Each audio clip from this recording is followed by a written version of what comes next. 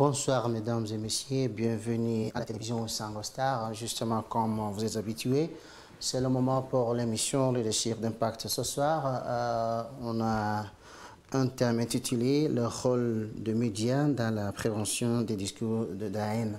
Aujourd'hui, mesdames et messieurs, moi c'est Gakouba Félix Abdou Jabal qui va vous présenter l'émission.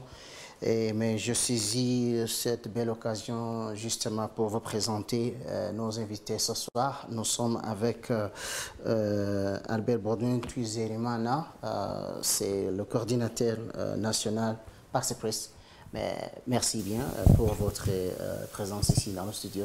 Merci beaucoup. Particulièrement, moi, je suis vraiment très ravi d'être avec vous parce que c'est la première fois d'être avec un homme comme vous qui maîtrise bien la situation de quoi on va parler.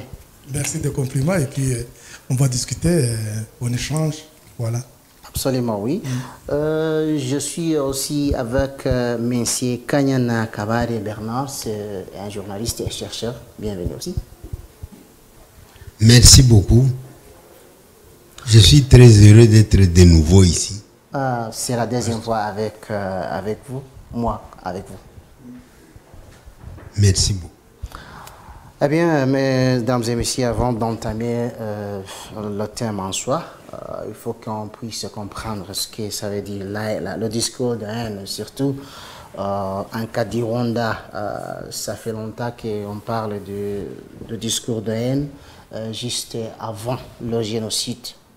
Baudouin, je crois bien que vous étiez ici au Rwanda avant le génocide. C'était quoi la situation? Merci beaucoup. Peut-être avant de commencer notre débat ou notre échange ce soir, je voudrais m'associer, surtout dans cette période où nous marquons la commémoration pour la 31e fois du génocide contre Tutsi au Rwanda. Je voudrais m'associer à tous les bons citoyens rwandais. Bons citoyens rwandais, je veux dire tous ces citoyens qui sont engagés pour la bonne cause, qui sont engagés pour le respect de la vie, qui sont engagés aussi pour lutter contre le discours de la haine. Il est temps justement de parler ou de se rappeler ce concept discours de la haine. Oui. Le discours de la haine, on en avait beaucoup. Nous avons tout appris. Tu vas poser la question comment c'était avant le génocide de 1994. On a eu pas mal de mots de déshumanisation, de dévaluation de l'humanité. On a connu Inyenzi pour désigner les Rwandais du groupe Tutsi. Ouais. On a connu Inzoka, ou les Serpents si tu veux, pour désigner les Batutsi. On a connu pas mal de mots de déshumanisation et c'est cela justement que nous qualifions de discours de la haine. Ouais. Discours de la haine, c'est qualificatif qui montre comment on déteste l'autre, qui montre comment, surtout, c'est quand on a peur de l'autre, qu'on commence de le qualifier d'ennemi, qu'on commence justement de montrer comment il est mauvais. C'est ça le discours de la haine. Ici au Rwanda, nous avons connu pas mal de qualificatifs d'un groupe vis-à-vis à l'autre, groupe basé par groupe ethnique tel que nous les avons appris, groupe régional tel que nous les connaissons. Nous avons eu beaucoup de ce genre de discours, de ce genre d'insultes, de déshumanisation de l'homme. Donc je dis alors à ce moment où nous commémorons, nous rappelons le génocide de Tutsi au Rwanda, il faut penser à ces concepts discours de la haine. Monsieur Kanyana, d'après les informations que j'ai, on enseigne même ça à l'école primaire, le discours de la haine. Donc, ce n'est que ça n'a pas commencé juste dans les 30 ans. Donc, ça faisait longtemps qu'il y avait ces discours même au niveau de l'école primaire. Merci beaucoup pour la parole, mais pour ma part, je vais aller plus loin. Je vais me référer à une institution de la Grande-Bretagne qui avait mené une étude dans cette région des Grands Lacs dans les années 2000. Et le résultat, c'est qu'on a trouvé que dans cette région des Grands Lacs, il y a beaucoup de mots qui tuent. Tuer. Et parmi ces mots qui tuent, il y a même des proverbes que nous chérissons, que nous utilisons tous les jours, même des mots nous légués par les colonisateurs. Ce sont des mots qui tuent. Lorsque nous disons par exemple, toi tu es Mouchenzi. Mouchenzi, c'est déjà une chosification. Parce que les Belges, quand ils faisaient travailler les Congolais dans l'exploitation de caoutchouc dans la forêt, ils les faisaient avec torture et les gens n'étaient pas payés. Et quand quelqu'un allait même faire des petits besoins, on lui administrait des coups de pied dans les fesses en lui disant « mon singe, my monkey ». Alors, nous, les Africains, on était manqués pour ces pauvres colonisateurs. Et après le départ des colonisateurs, nous qui avions appris, ou nous qui avions la parole par rapport aux autres, nous devenions des héritiers colonisateurs. Et nous accusions nos confrères de Bachenzi, de singes, comme nous l'avons hérité. Alors, tout commence là-bas. C'est comme ça que l'étude dont j'ai parlé, Alerte internationale, elle qualifiera ces mots de mots qui tuent. Ce ne sont pas des médias de la haine. Ce sont plutôt pour moi des médias de la mort. Et pour illustration, j'aimerais que désormais on parle de la radio RTLM comme média de la mort et non de la haine. Parce que lorsque RTLM dénonçait quelqu'un qui était dans une cachette, cette personne était déjà morte avant même qu'elle ne soit abattue. Et on le disait à la face du monde, tel Kanyana Kabale, Bernard Imandwa, il est caché là-bas au studio d'Isango Star. Et on venait me tuer, donc j'étais déjà mort avant qu'on me tue. C'était vraiment le média de la mort. Ça, c'est un avis que j'aimais. Qu'on cesse de parler de RTLM, médias de la haine, qu'on appelle médias de la mort. Peut-être les médias actuels qui diffusent des informations par-ci, par-là, mais qui ne désignent pas les gens pour être massacrés, pour être tués. Ces médias-là peuvent garder le nom de médias de la haine, mais RTLM, c'est radio de la mort. Pour moi. C'est mon avis, je le partage et je le défends. Monsieur Albert, qu'est-ce que vous en dites alors? Bon, oui, je pense que tout dépend de l'évolution du constat du grand public. C'est vrai que la tristement célèbre RTLM a joué un grand rôle dans le massacre des Tutsis au Rwanda. Il a dénoncé la radio ou les journalistes. Ce n'est même pas la radio, c'était des journalistes. Des journalistes qui dénonçaient les Tutsis qui étaient chassés, qui arrivaient à se cacher dans des cachettes. Là, c'est les journalistes qui dévoilaient les cachettes et les Interahamwe couraient pour les tuer. Ça, c'est vrai. Donc, c'est une radio qui a participé activement dans les théories, dans les massacres. Je pense que c'est vrai, comme mon collègue ici le dit, on qualifierait facilement des journalistes qui ont été reconnus coupables de génocidaires. Nous avons les Niazi Hassan, nous avons les Georges Rudio qui étaient là-bas. Je pense que Valérie aussi était reconnue coupable de génocide. Ce sont des journalistes qui ont été acteurs de génocide. Qui ont joué un grand rôle. Qui ont joué un grand rôle en tant que journalistes. Et à travers les messages dans la radio, ils ont même dans des journaux. Même. Dans des journaux comme Kangoura et autres, ils ont société de journalistes, c'est tueur, si tu veux. On peut toujours le qualifier comme ça.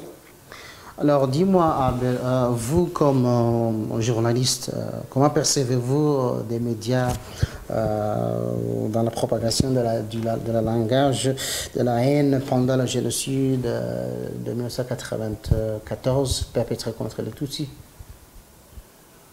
Moi, personnellement, quand je pense à ce qui s'est passé au Rwanda et quand je vois que ce soit des recherches qui nous montrent ce qu'on trouve dans comment dire, des résultats des médias dans le justice rwandais, et que je vois aujourd'hui, comment dire, quand je vois l'impact des médias dans le développement du Rwandais, dans l'unité du Rwandais, c'est à ce moment-là que je me rends compte encore que les médias ont un grand rôle dans la vie de la société.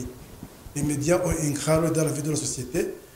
Les médias peuvent pousser des groupes, dresser des groupes contre les autres. Ils peuvent, comment dire, inciter des groupes à éliminer d'autres.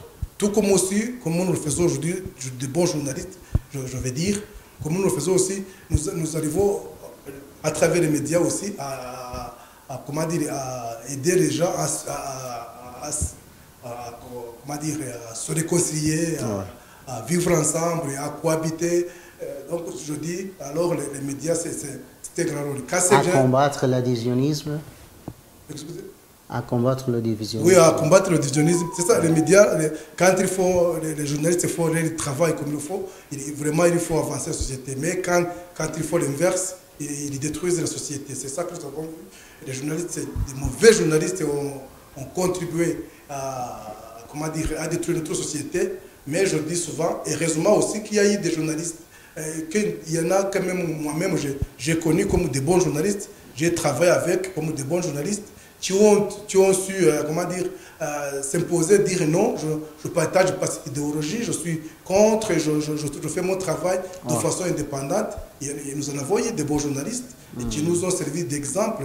Je pense d'ailleurs, si ce sont comment dire, nos formateurs, nos collègues qui nous servent de modèle, et aussi de notre devoir aussi de servir de modèle aux futures générations. Alors je dis, le métier de journaliste, c'est un métier noble qu'il faut faire, donc qu'il faut, comment dire, rentabiliser pour développer notre société. Oui. Certainement, M. Kanyana, vous avez quelque chose à ajouter parce que c'est une question que je vais aussi vous poser. Oui, la question est vraiment pertinente et elle est apaisante, surtout dans notre région.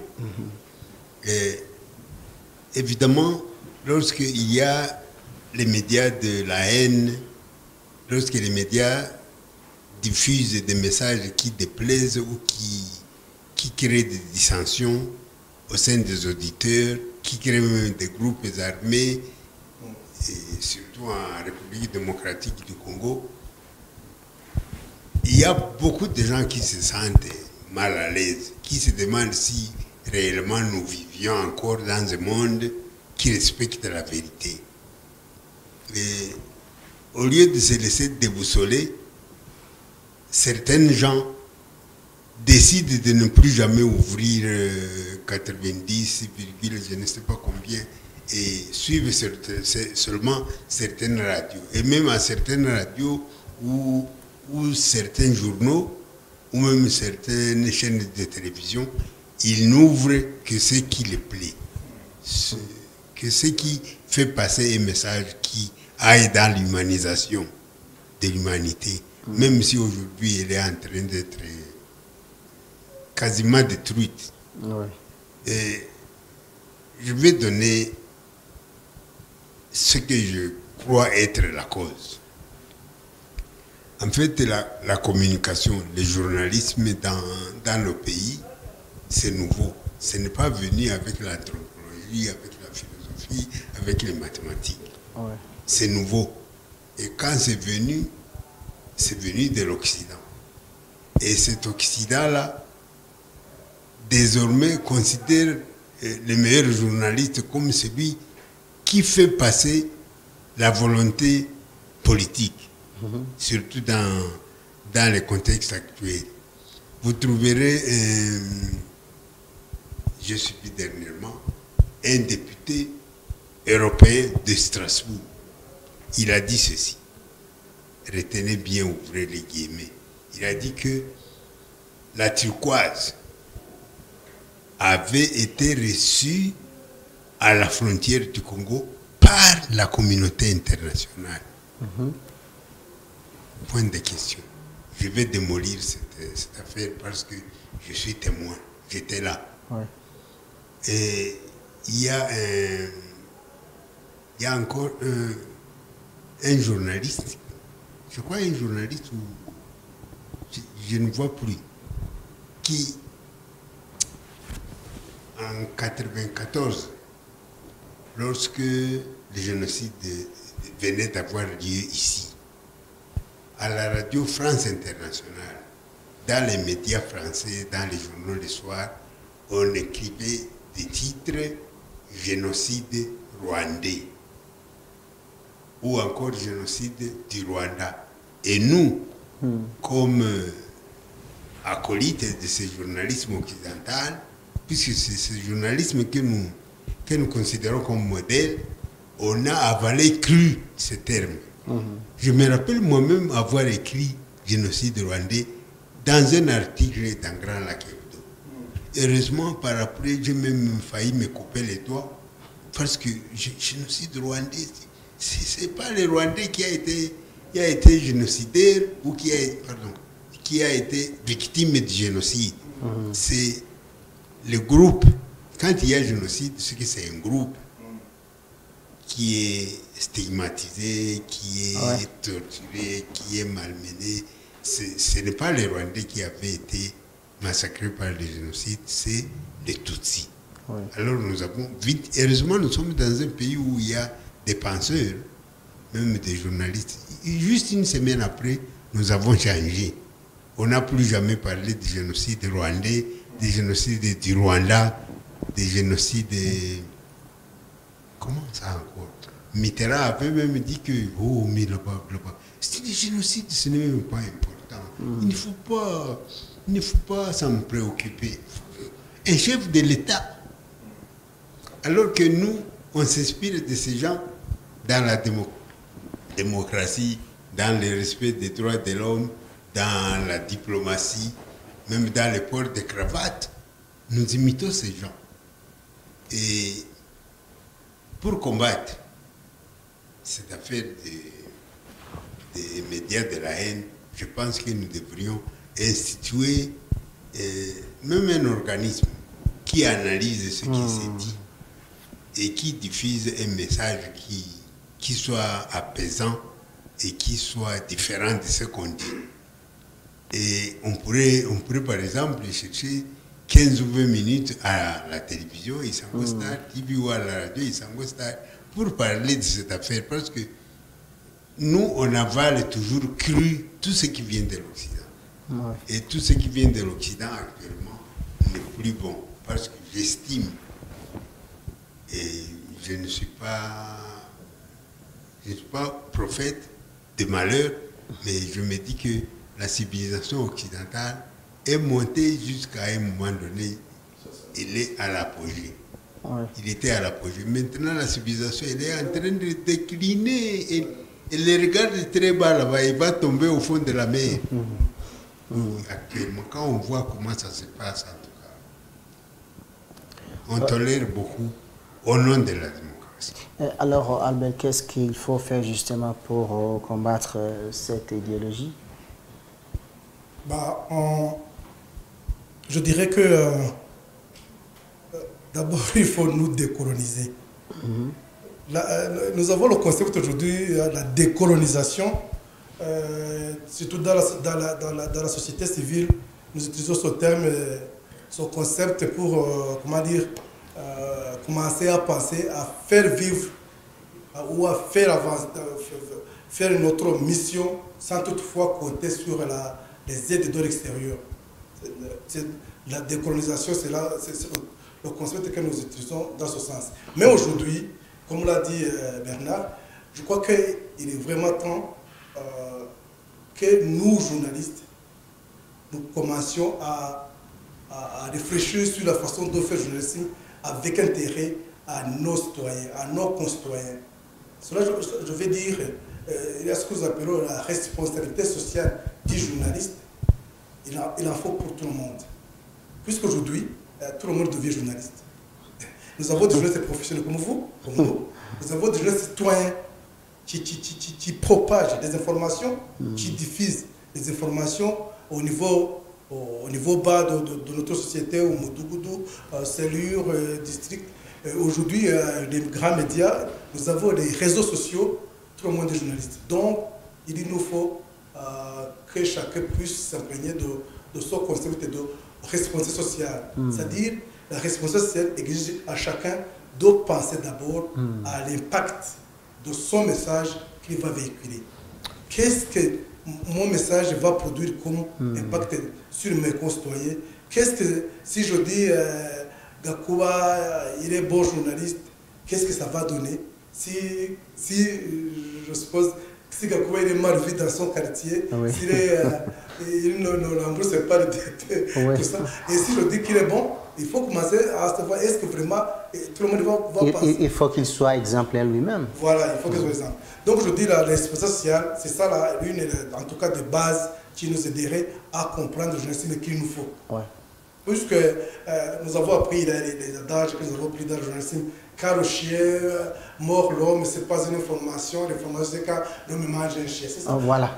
Mais ça montre justement, comment dire, toujours le mauvais côté. On nous apprenait que l'information, c'est surtout ce qui est mauvais. Ouais. C'est surtout ce qui va dresser un groupe contre l'autre. C'est surtout ce qui va dresser la population contre le pouvoir, le leader. C'est surtout. Alors, ce n'est pas ça le journalisme, franchement. Le journalisme, c'est ça. Le journalisme qui va montrer les bonnes initiatives d'un groupe quelque part qui peut être appliqué à. Si c'est à Tileye, ça pourrait être appliqué à Namacheti, ça pourrait être appliqué à Nagatani. Si cette information est bien diffusée, en tout cas, elle peut contribuer à changer la société de façon positive. L'autre façon de contrer le discours de la haine, c'est de publier contre ce discours de la haine. Ouais. Si quelqu'un dit au Rwanda, 70% de la population mange une fois par jour, je ne dois pas, en tant que journaliste, en tant que citoyen, ne dois pas laisser passer ce message. Il faut publier sur ce message. Ouais. Donc, contrecarrer le mensonge par les faits. Il ne faut pas laisser, le mensonge ou la haine rester le message dominant. Ouais. Il faut que le message dominant soit le message qui est positif, qui est éducatif, le message qui montre des faits, puisque les faits sont têtus, comme on le dit. Les faits sont têtus, ils sont là et on ne les change pas. Ouais. Voilà. Monsieur Albert, comme il vient de le dire, il faut ajouter quelques éclaircissements, comment on peut combattre, comment on peut prévenir la propagation donc, de la média de haine. Vous avez quelque chose à ajouter, surtout à ce qu'il vient de dire? J'ai toujours à ajouter. Ouais. Parce que quand les choses ne vont pas, il faut. Vous voyez, je me rappelle lorsque nous étions à l'école primaire dans le temps, il y a très longtemps, nous n'avions ni chaussures, ni vêtements propres, etc. Nous allions tout simplement comme ça. Et il y avait beaucoup d'élèves qui portaient des chics. Alors, le samedi, à la dernière heure, on nous demandait d'amener chacun au moins une paire de peignes. Et nous passions justement à extraire les chics dans les pieds et même dans les mains de nos collègues. Après avoir extrait ces chics, vous savez ce qu'on faisait? On allait chercher la bouse de vache et même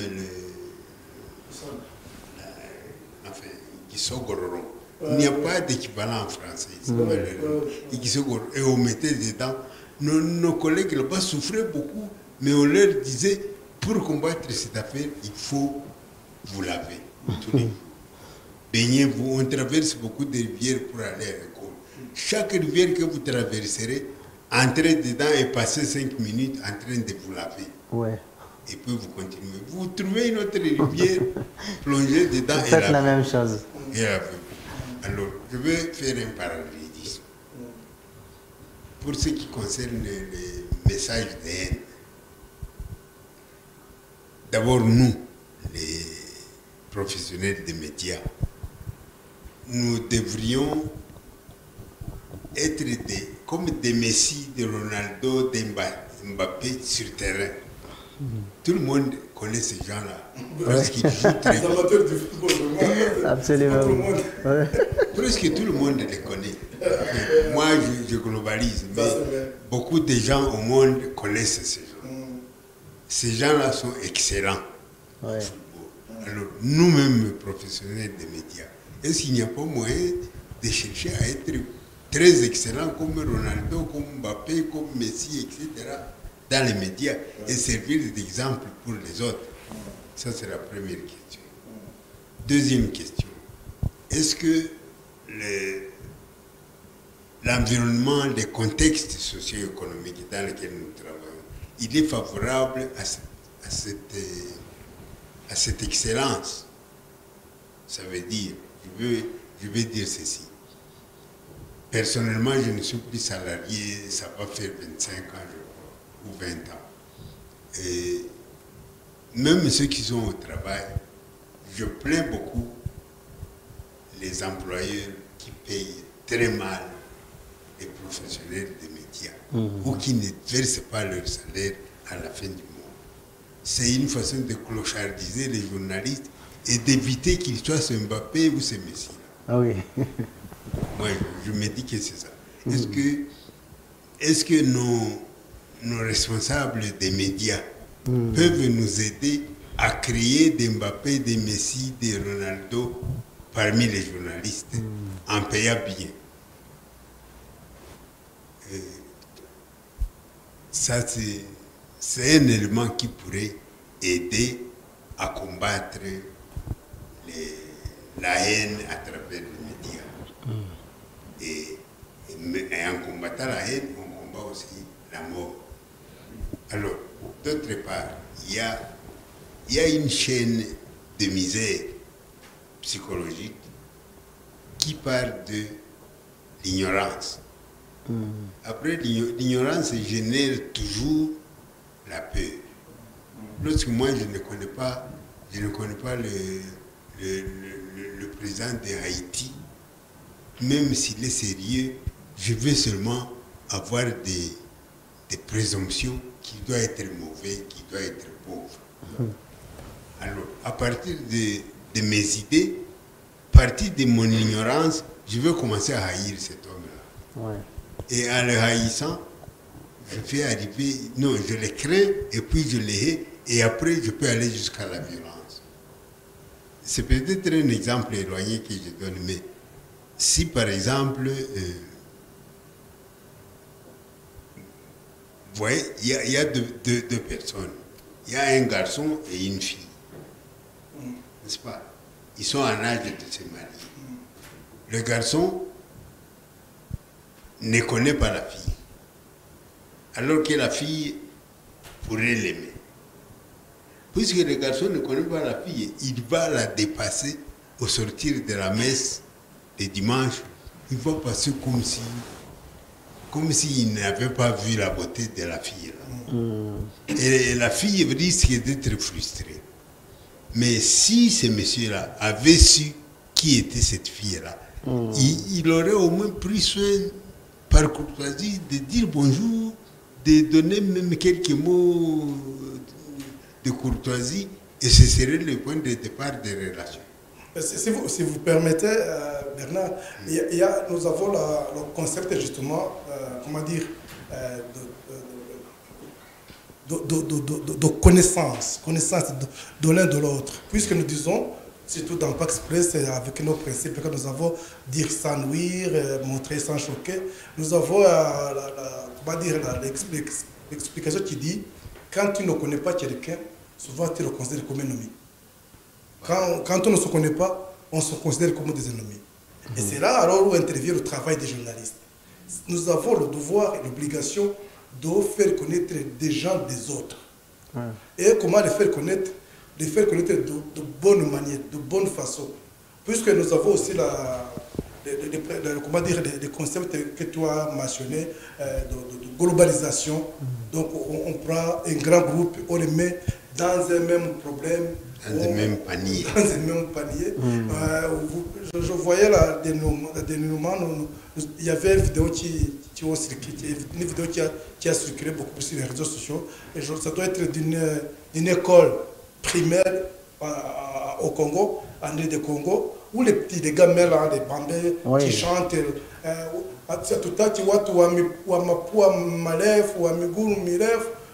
Pour justement désigner les enfants qui chantent qui n'aiment pas les Tutsis. À l'école primaire. Donc c'est ça. Ça intervient aussi, comment dire, l'éducation en soi. Est-ce que notre système éducatif, notre système d'éducation vraiment fonde les bonnes assises pour la paix, pour comment dire, la cohabitation pacifique, pour comment dire, la considération valable de l'humanité?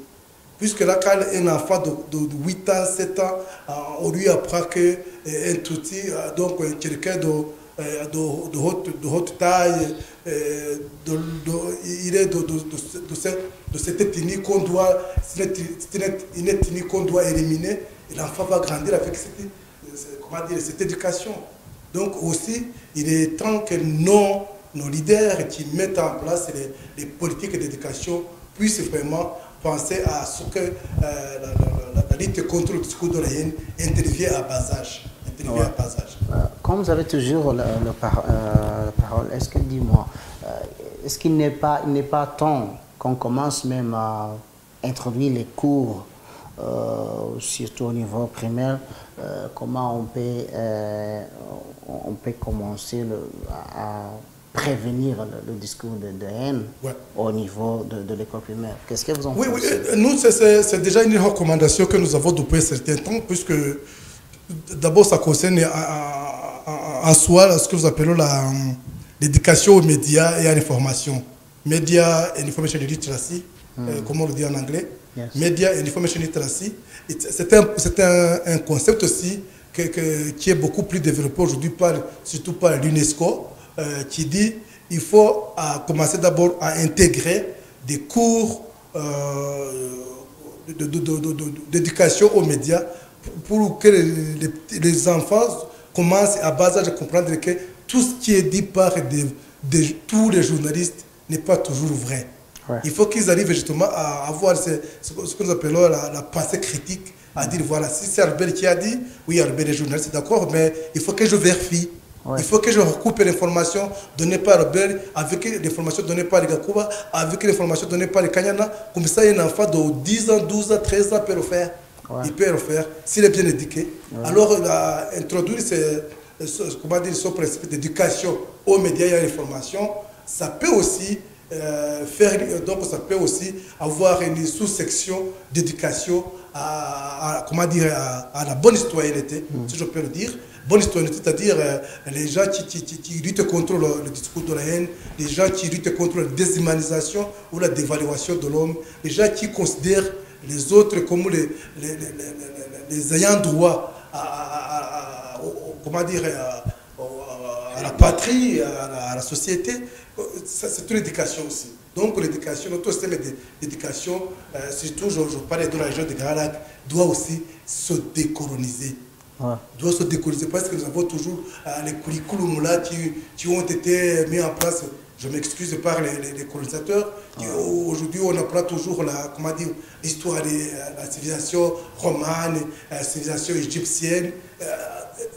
Ça nous surprend souvent. Des enfants aujourd'hui, dans la première année du secondaire, ils apprennent la civilisation égyptienne avant d'apprendre la civilisation rwandaise. Ouais. Donc, il est à nous, et à nos leaders, à nous journalistes, en tout cas, de montrer comment on peut commencer par, on dit, balayer chez nous avant d'éviter les autres. Ouais. Ouais. Monsieur Bernard, selon vous, comme journaliste, quelles sont les limites entre la liberté d'expression et la nécessité de protéger les individus et les communautés contre la haine et la division?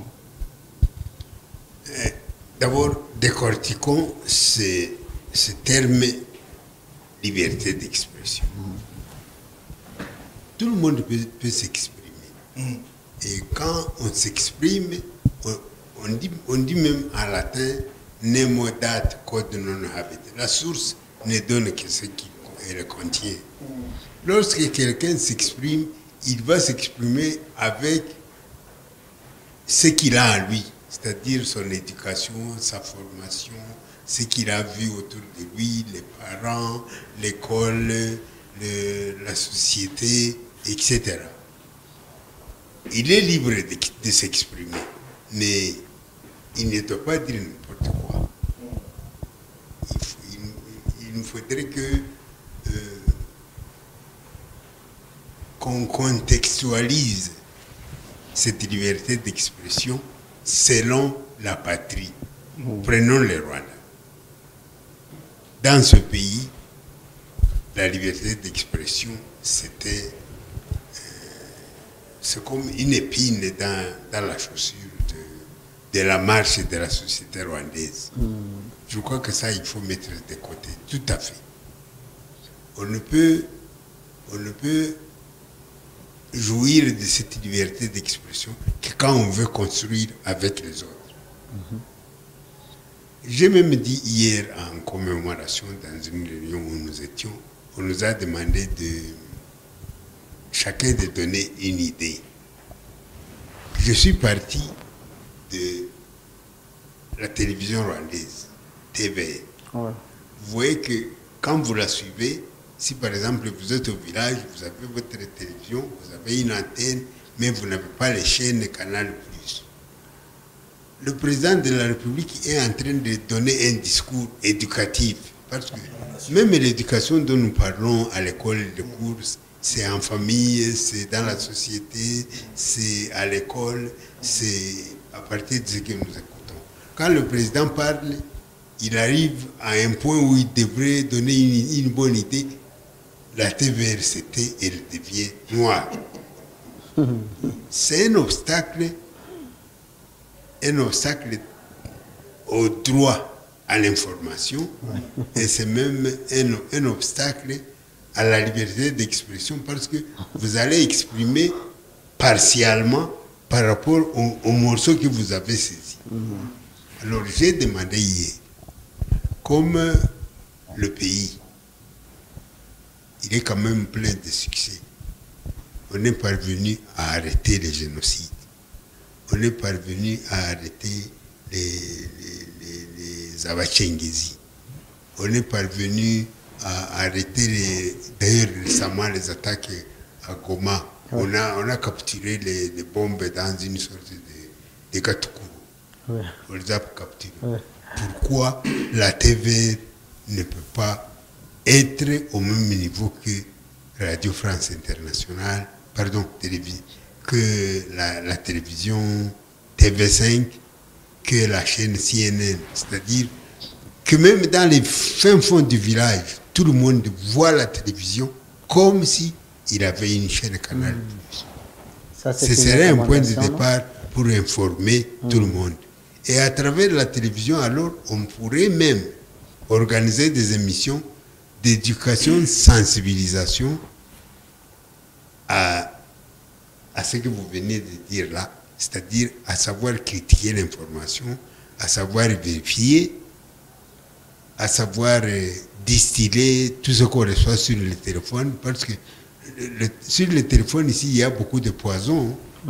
Méfiez-vous, nous disons liberté d'expression, mais nos téléphones sont pleins de poison. Sur les réseaux sociaux. Si vous me permettez, je voudrais compléter mon collègue ici. Je commence par, c'est aussi, comment dire, l'adage on dit, les malfaiteurs savent vraiment trouver où se cacher. Oui.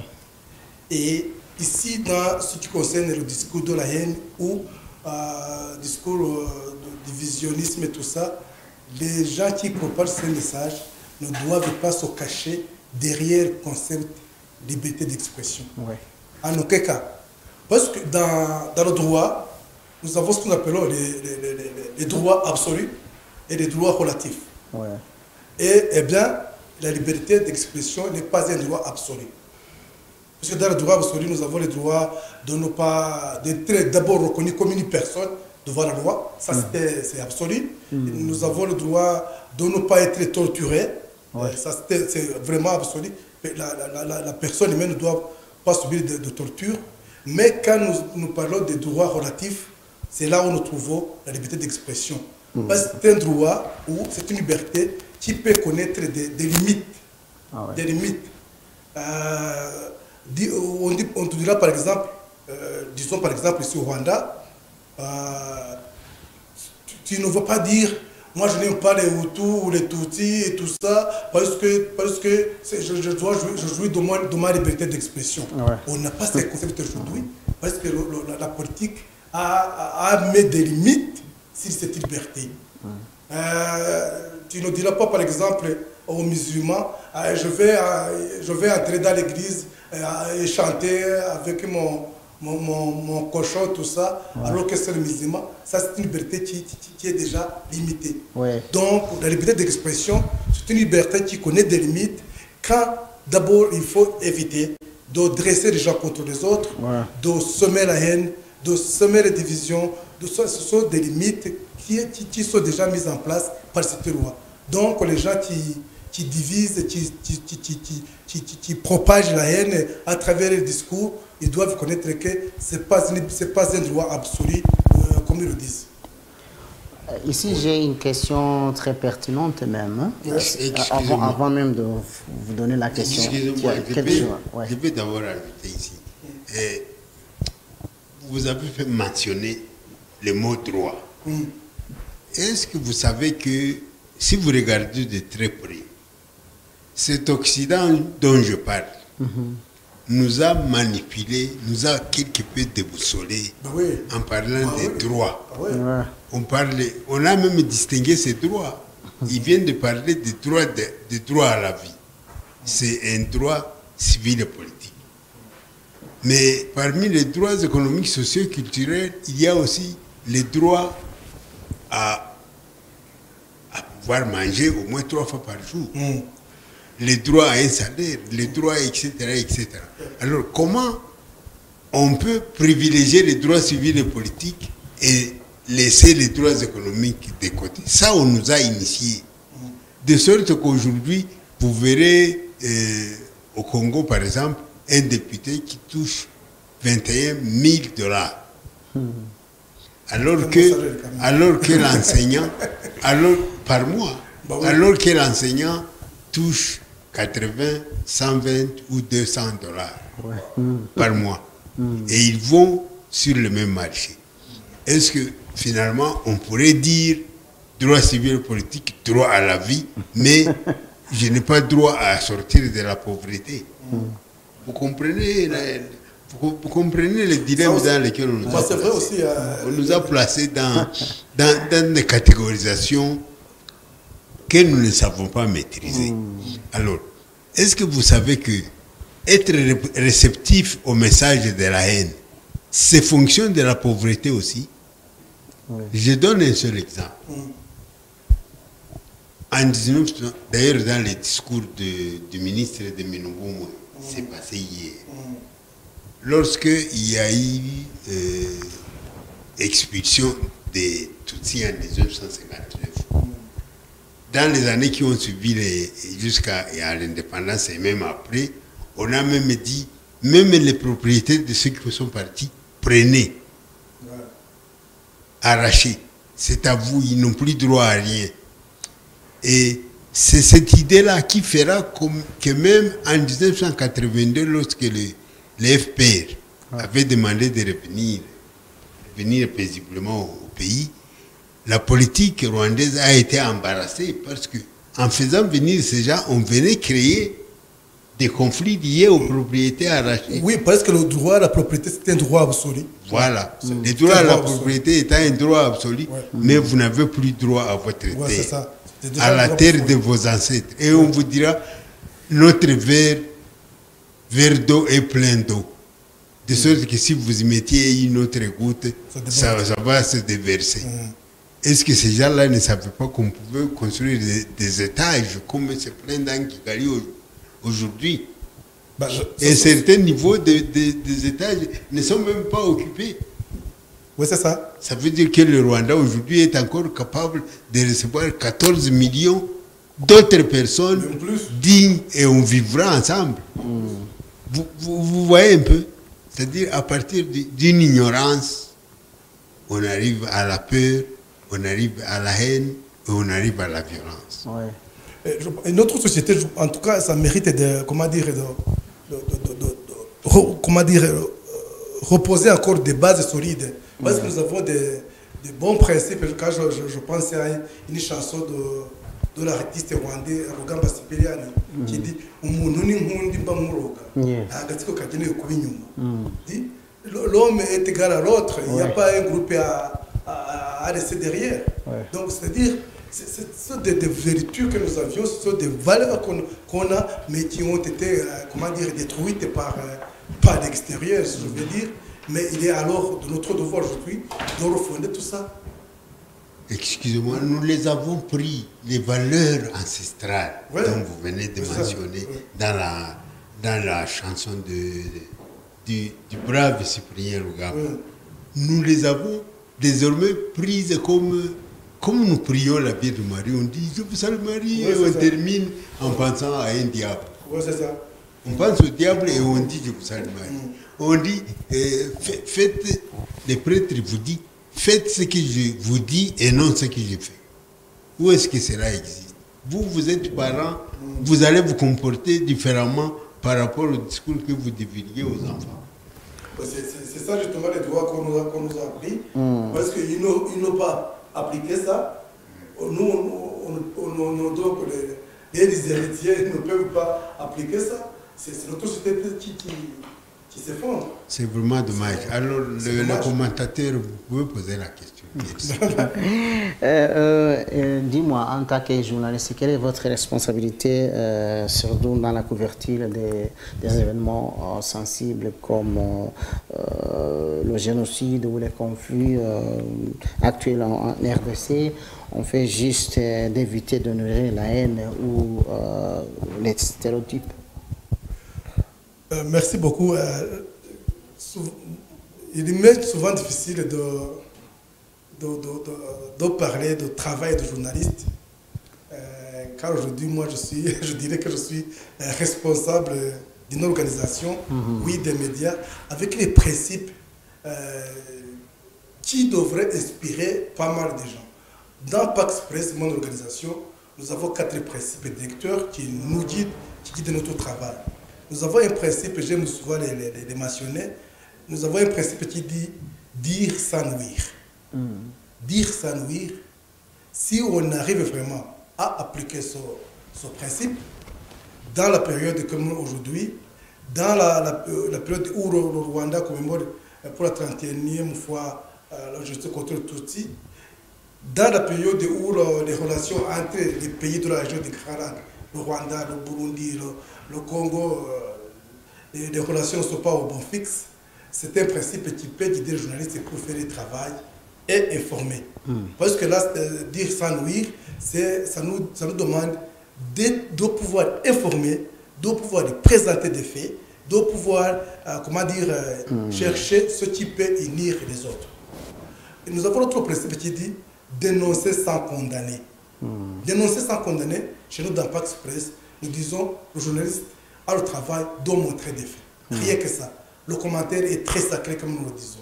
Le commentaire va rester à son audience, au public, aux décideurs, mais lui, il va donner des faits seulement. Et puis l'autre principe que nous avons, il dit montrer sans choquer. Montrer sans choquer.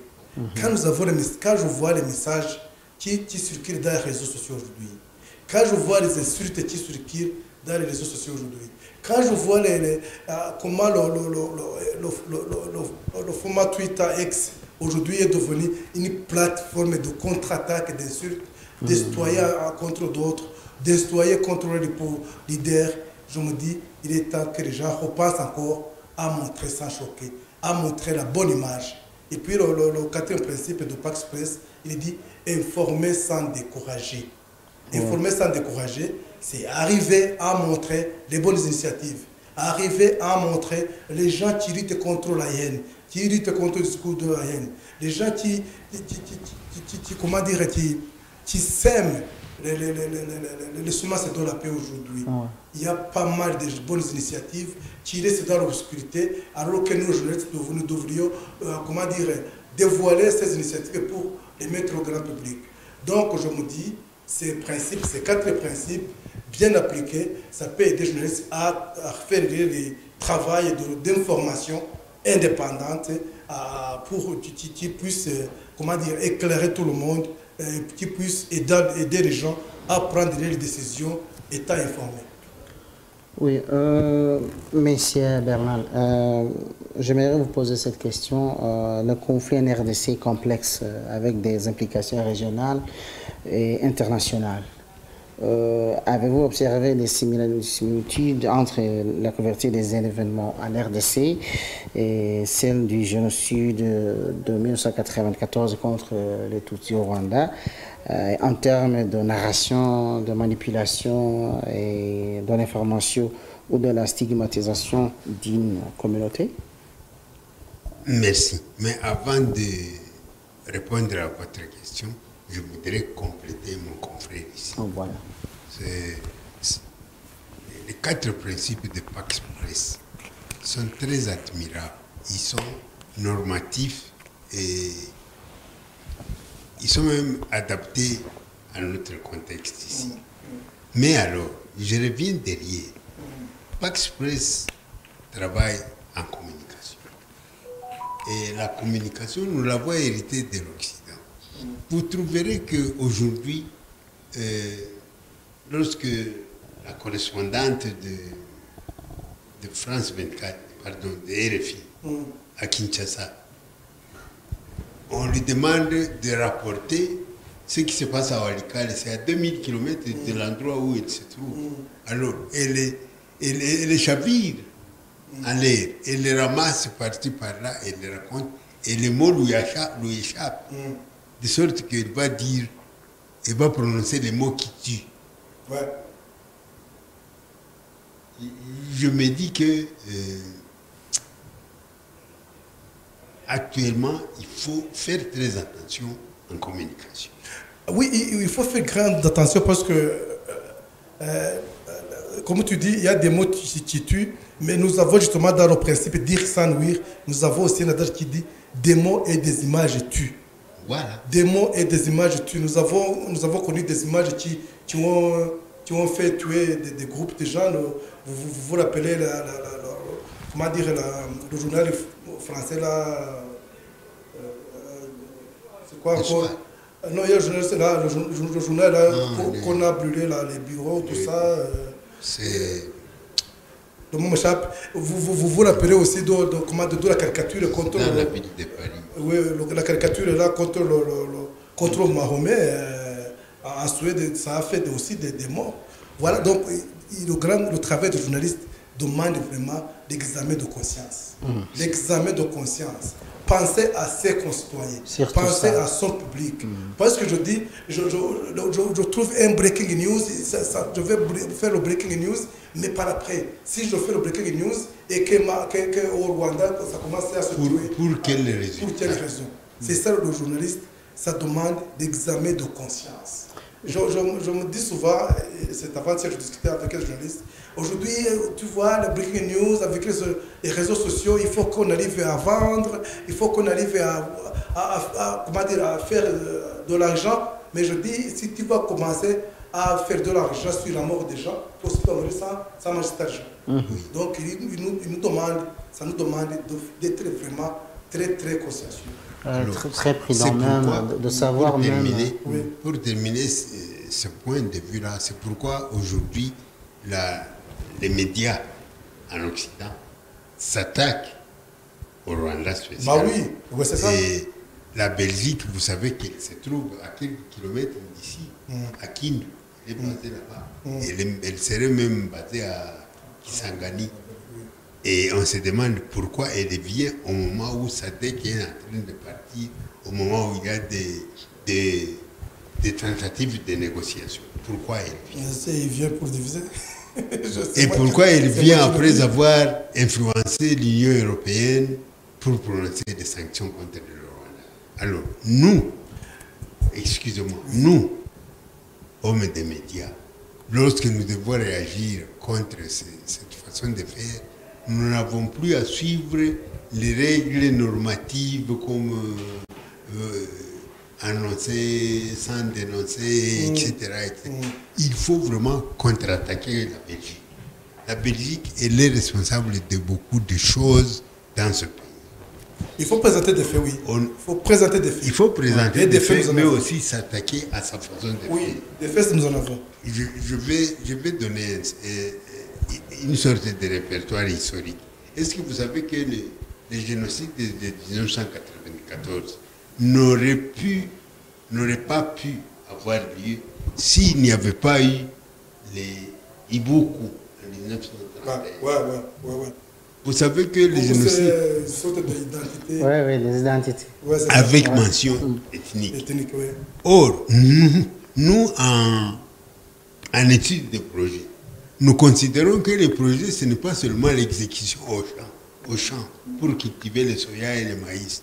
Les projets, c'est depuis la conception, depuis l'élaboration du projet, depuis la diffusion, l'éducation et puis la recherche du matériel pour mettre en œuvre ce qu'on va faire. Et alors, on engage les gens et on travaille. Donc, tout ça, c'est des projets. Ça veut dire que si les Nations Unies nous parlent aujourd'hui des génocides de 1994 et on les délimite entre 90 et 94, c'est une arnaque. On nous trompe. On veut certainement que nous n'arrivions pas à accuser les génocides et à accuser la Belgique d'être initiatrice du génocide. Parce que vous voyez, le premier gouvernement du Rwanda, il avait à son sein des ministres belges. Et leurs adjoints étaient les Rwandais. Les Rwandais du gouvernement par Mobutu. Ces ministres belges là-bas ne voulaient pas lâcher ce pays parce qu'ils voulaient continuer à la servir. Tout ce qui avait été décidé, même la constitution de 1978 que le MRND a adoptée, elle a été rédigée par un spécialiste belge, Philippe Redgen. Cette constitution est foncièrement raciste.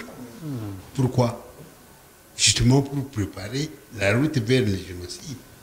Je voulais dire donc que pour nous, les professionnels des médias, pour parler de la Belgique actuellement, nous devons y aller de manière crue. Il n'y a pas à cajoler. D'ailleurs, on dit en Kinyarwanda, Ushirumurozi akakumarawa. Oui. Alors, je vais répondre à ce que vous avez dit. Malheureusement, il est déjà temps. On termine à 20h15 et c'est déjà temps. Donc, il est déjà temps. Mais on a tout dit. Vous avez tout dit. Je saisis cette belle occasion justement pour vous remercier. Je suis vraiment très ravi d'être avec vous dans le studio pour cette émission Leadership d'Impact. On a beaucoup parlé.